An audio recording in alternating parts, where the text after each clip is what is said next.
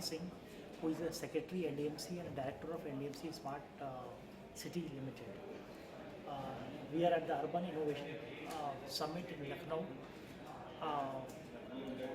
Madam, we heard about the various initiatives which NDMC is taking in the field of smart city. What is the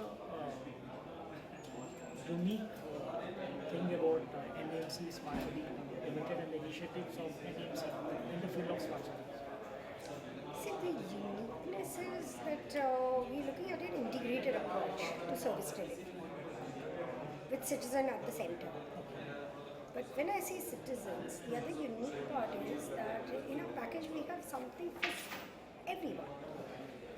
So we believe in starting young because the children who are coming to these schools of NDMC, so they should be the first beneficiary in terms of like whatever developments of best of technology, best of infrastructure that we think of providing for our citizens. When I say that they should be the first, I mean in terms of looking at the kind of education which is being imparted to them. Now, how digitally enabled it is. Are they getting the best of technology infusion in terms of the best of audio visual aids, which can improve learning outcomes? So these are some things that I believe in, like looking at a life cycle approach. Because today when we look at the needs for a smart city, it needs a paradigm shift in terms of how we approach towards bringing solutions to complex problems. The problem may be that of urban mobility. The problem is that of like conservation of water, conservation of energy, providing the most efficient use of the limited resources. So it is also important that when we say that we are digitizing our services, whether our citizens are fully equipped to avail of it. So it's a two-way dialogue. So it's like matching the gap between the demand and the supply. So when we look at smart solutions, is it smart enough for everyone? Is it inclusive enough is the big question. And to enable the technology to be friendly to everyone, it is important to prepare our young minds. So even the students are like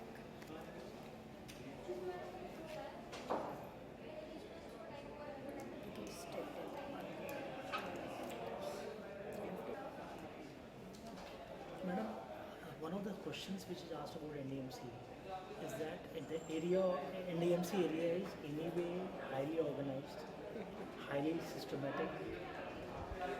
Is there anything smart needed at all?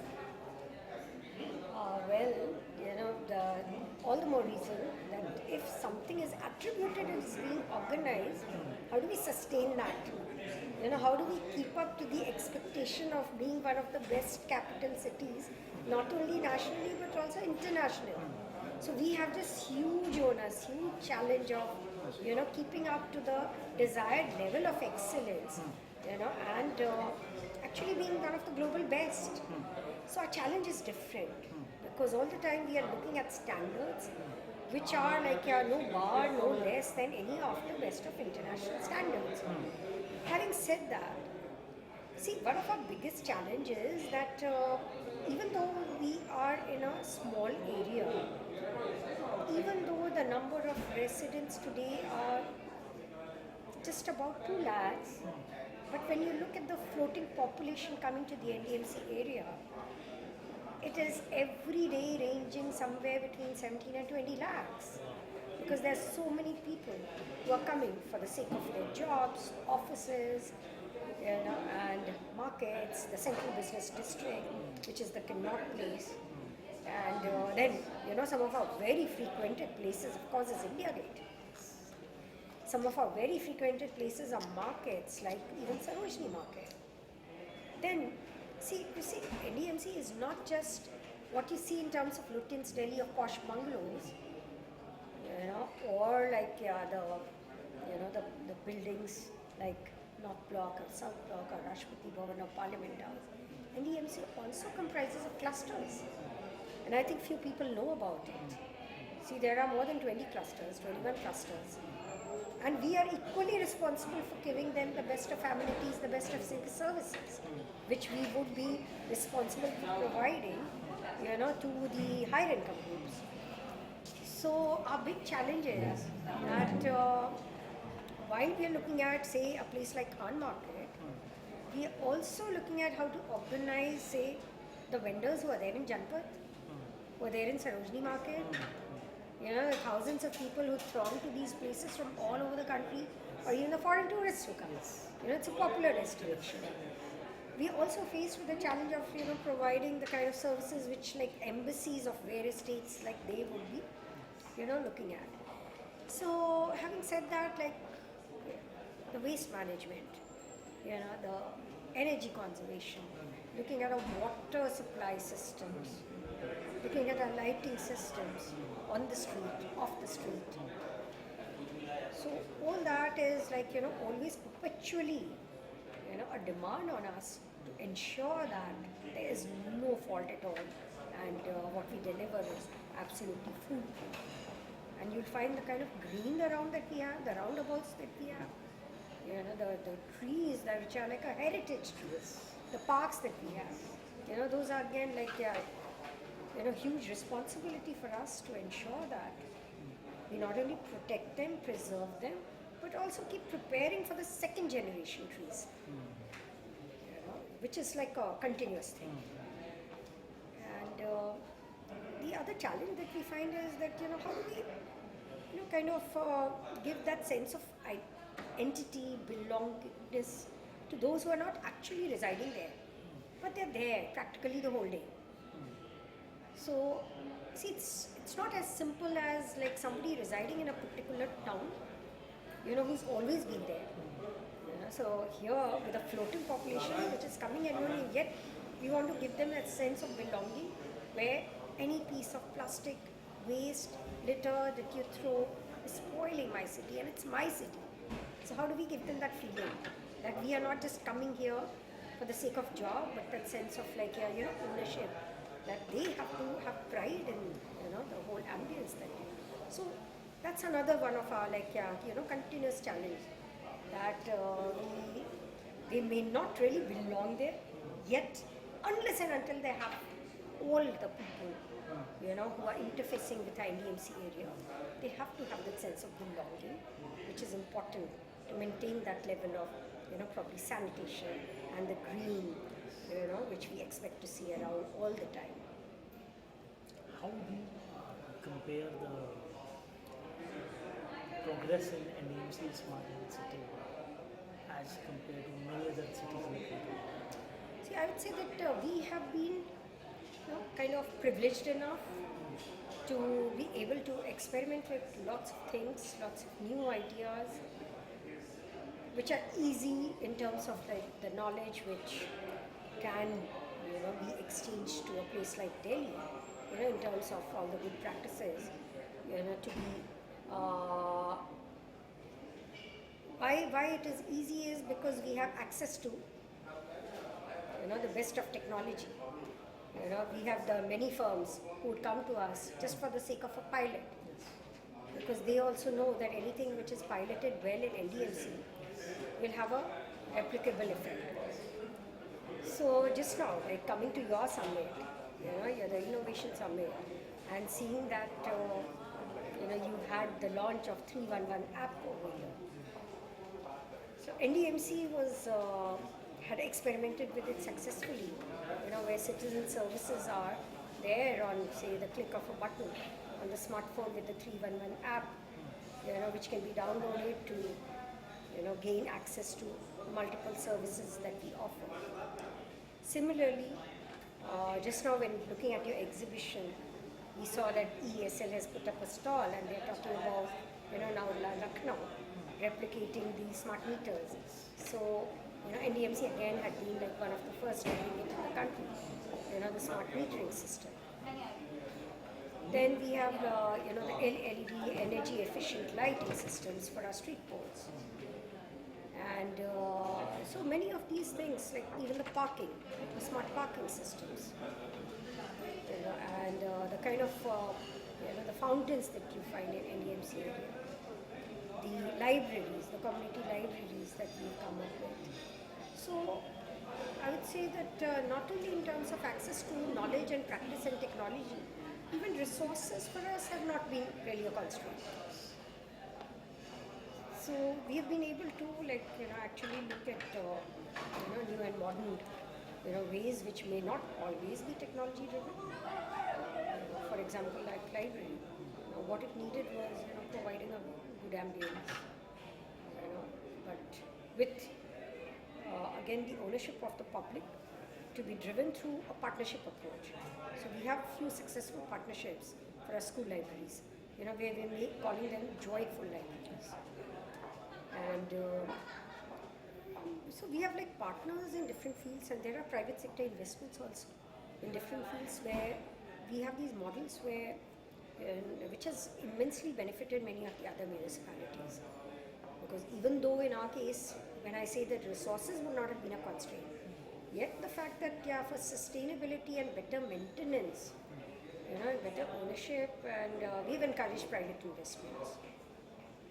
So those are also certain, I would say, financial viability aspect that have been takeaways for good practices to be adopted by others around.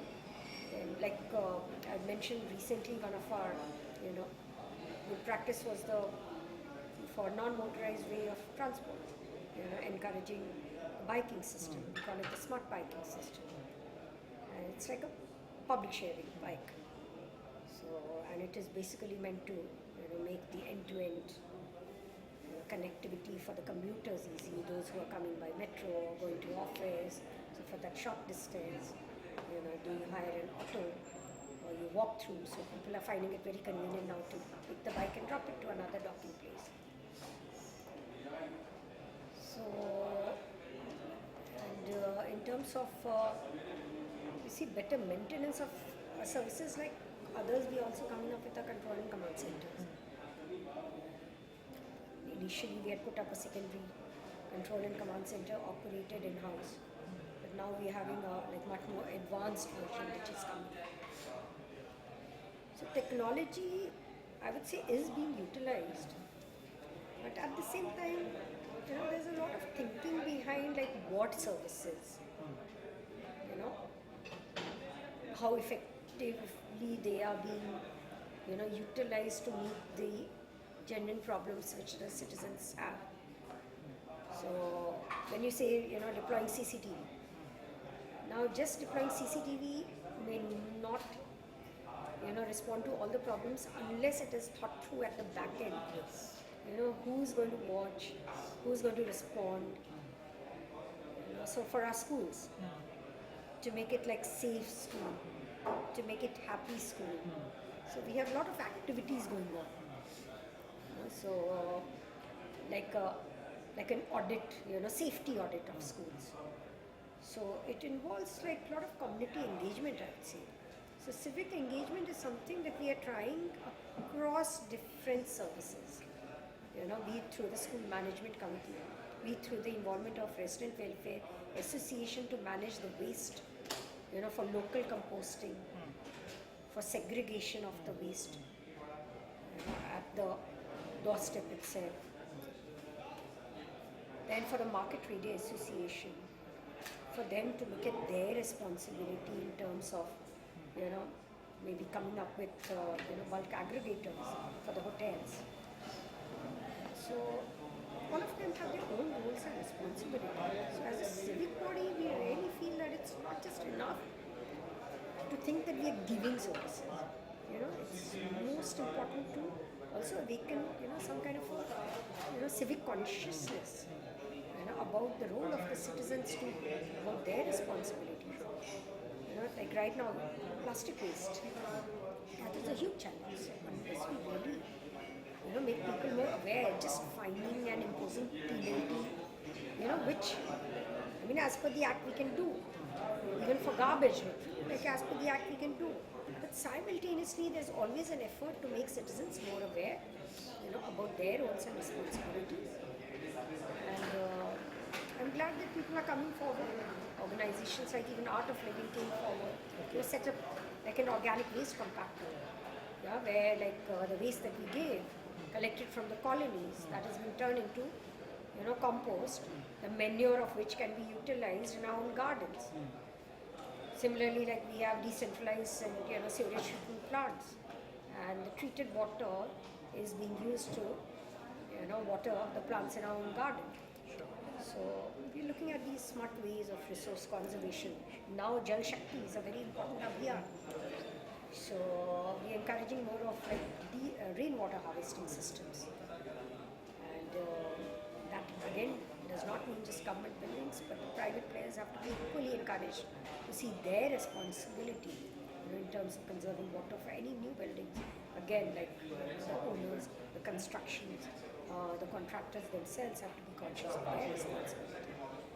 Then for the disposal of C&D waste, the responsiveness which has to come from people to know what it means, what penalty can be levied if the construction and demolition waste is like left at the site. A continuous dialogue is important with the, I would say with different categories, because citizens, one dialogue fitting one size fitting all, it will never. So what messaging for whom and how is the big question. Madam, how do you find this concept of a conference like this, which we had to? I think I would like to congratulate you for organizing it successfully in terms of like calling the the very diverse range of stakeholders. Because it is important for the government, the academia, the industry, the private sector, the banking institutions. So for everyone to understand, what each other is doing. And here I could see that you had a different range of people. And the politicians, of course, yeah.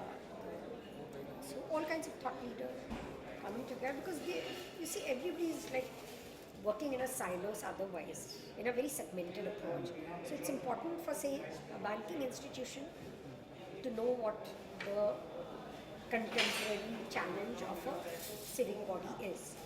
So when we talk of solid waste management, when we talk of like a system through which your traffic management has to work in a seamless manner, and then to look at like some of your exhibition and the stall put over there, where the banking solution is telling us that we have worked out a one card through which you can probably the interpolability in terms of the data and in terms of the payments which are made, it can be more seamless. So so these dialogues have to continue, and I think forums like these are like a best way to provide that face-to-face dialogue. Of course, like we can always have a web chat, we can always have a video conference, yet there's no substitute to having a face-to-face dialogue. So I appreciate the effort. Thank you. And madam, we also bring out this magazine called eGov, where we try to document the success and the challenges of various government organizations in implementing technology. If you have any suggestions on that.